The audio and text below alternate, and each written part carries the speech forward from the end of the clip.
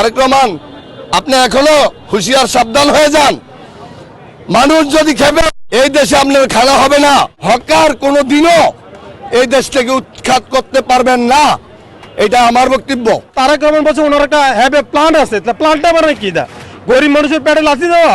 আমি তো এটা কোনো মতে নেই। ওনাদেরকে আগে 15% করা হোক, 15% করা হওয়ার পরে ওনাদেরকে উচ্ছেদ করা হোক। এই দেশ আমরাই স্বাধীন করে আনছি।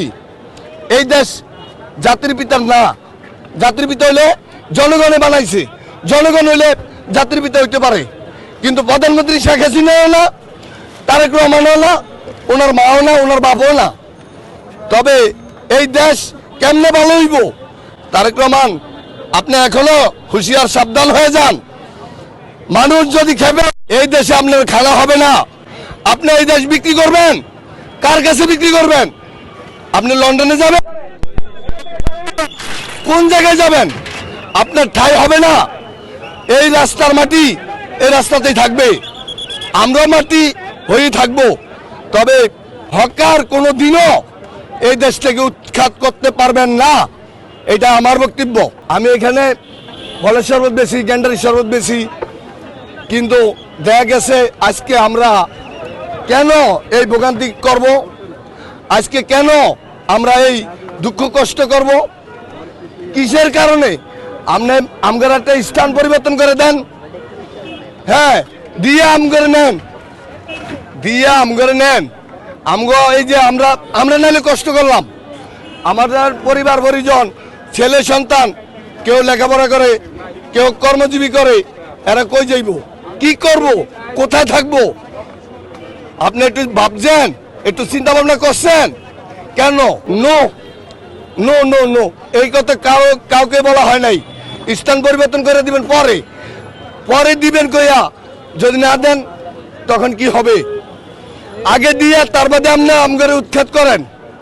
এই যে উচ্ছেদ হচ্ছে, এটা আমি মনে করি যে মানুষের জন্য, মানুষের সাধারণ মানুষের, গরিব মানুষের পেটে লাথি দেওয়া। আমি একজন সাধারণ মানুষ আর কি, কিন্তু আমি এগুলো দেখে খুব মর্মাহত হয়েছে এবং খুব হয়েছে। কারণ ওরা এই ফুটপাতে, আমি সাধারণ মানুষের জন্য সুবিধা হচ্ছে, কেনাকাটা কমের মধ্যে করতেছে, পাশাপাশি যে যেসব পরিবারগুলা বা যেসব লোকগুলা ফুটপাতে কর্ম ব্যস্ত নিয়ে আছে, তাদের অনেকগুলো পরিবার বাঁচতেছে।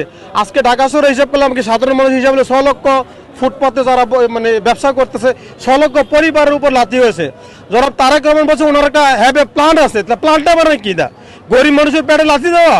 আমি তো এটা কোনো মতে নেই। ওনাদেরকে আগে 15% করা হোক, 15% করা হওয়ার পরে ওনাদেরকে উচ্ছেদ করা হোক। আমি সবচেয়ে বড় মর্মাহত যে আজকে ওনাদের যে ক্ষতিগ্রস্ত হচ্ছে, আজকে পুরো ঢাকা শহর তো পুরো মানে পরিবার, ওনাদেরকে 15% করা হোক, 15% করার পর ওনাদেরকে উচ্ছেদ করা হোক। আমি মনে করি যে 15% না করে উচ্ছেদ করে ওনাদের পেটে লাথি দেওয়া। তারেক রহমান আজকে যে ম্যান্ডেট নিয়ে এসেছে এদেশের মানুষকে ক্ষুধামুক্ত করার জন্য, এদেশের মানুষকে কর্মসংস্থান করার জন্য, তা না করে ওনাকে উচ্ছেদ করা হচ্ছে। তার মানে কি? ওনাদের পেটে লাথি দেওয়া হচ্ছে। তো যে প্ল্যান নিয়ে, যে উদ্দেশ্য নিয়ে এদেশের মানুষ ওনাকে ক্ষমতা এসেছে, সেই প্ল্যান এবং উদ্দেশ্য এদেশের সাধারণ মানুষের বাস্তবায়ন হচ্ছে না, এটা আমার মূল কথা। না, অবৈধতা তখন বসলো কেন? তার আগে বসলো না কেন? তাদেরকে জানানো হয়তো, তাদেরকে 15% করা হয়তো। এটা তো এস্টাবলিশ হয়েছে বিগত 17 বছর যাবৎ। এটা তো এস্টাবলিশ হয়েছে 17 বছর। যে দলে, প্রত্যেকটা দলে তাদের ক্ষমতা, তাদের নিয়ন্ত্রণ রেখে তাদেরকে বসানো হয়েছে।